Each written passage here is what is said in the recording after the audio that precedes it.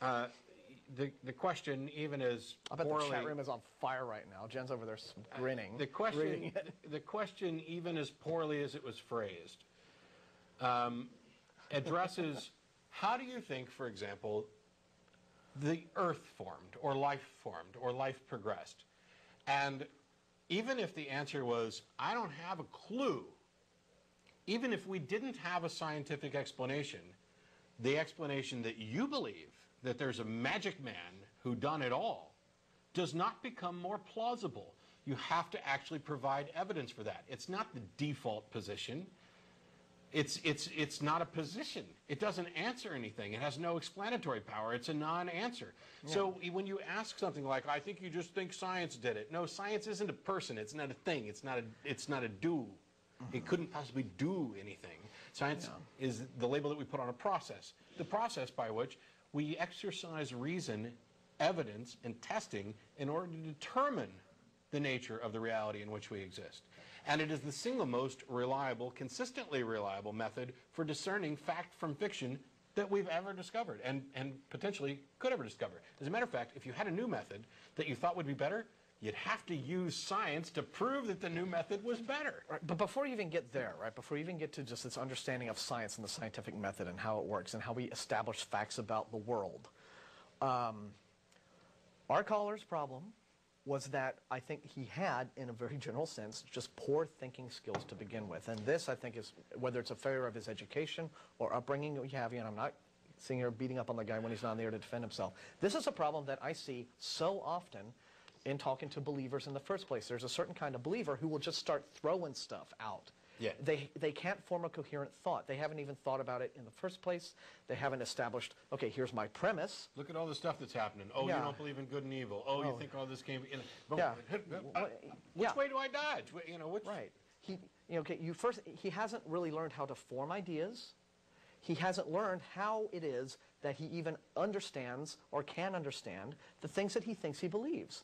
I mean, he was being contradictory all over the place from the get-go. Well, I'm not really sure I believe in God, and I don't go to church or anything, but look at all this stuff that the Bible says is happening and it's true. Well, what is happening? Oh, well, it's everything that's happening right now.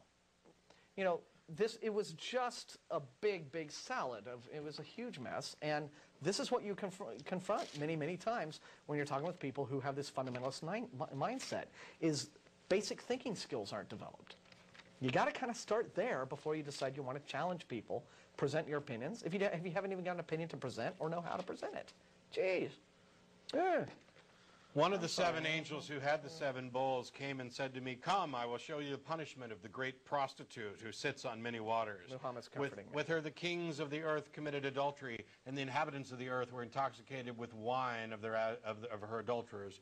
Then the angel carried me away in the spirit into a desert. There I saw a woman sitting on a scarlet beast that was covered with blasphemous names and had 7 heads and 10 horns. When you get a picture of it, call back. Yeah. Go read the book. I mean, you do.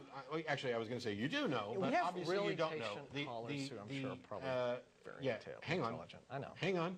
I know. You do know, is what I was going to say, but you actually don't. Revelation almost didn't even get into the Bible, because when it came time to vote on which book should be in there, some of the guys said, hello, this sounds like the ravings of a lunatic. Yeah, that's right. It was, what, 200 years worth of ecclesiastical debates and editing before we ended up getting to the New Testament canon we have now. Yeah. It wasn't until nearly the year 400.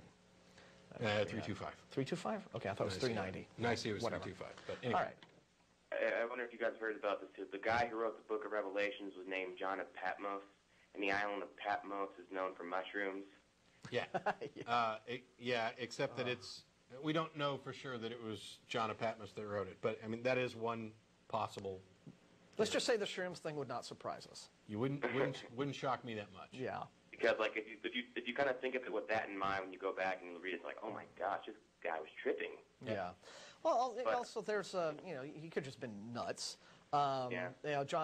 Revelation could have been written by several sources, and I think it is the thinking of a great many biblical scholars that the writer of Revelation, or writers, or whoever here they were, whether they were nuts or not, were writing about current events more or less in this sort of vague, strange, symbol-heavy commentary.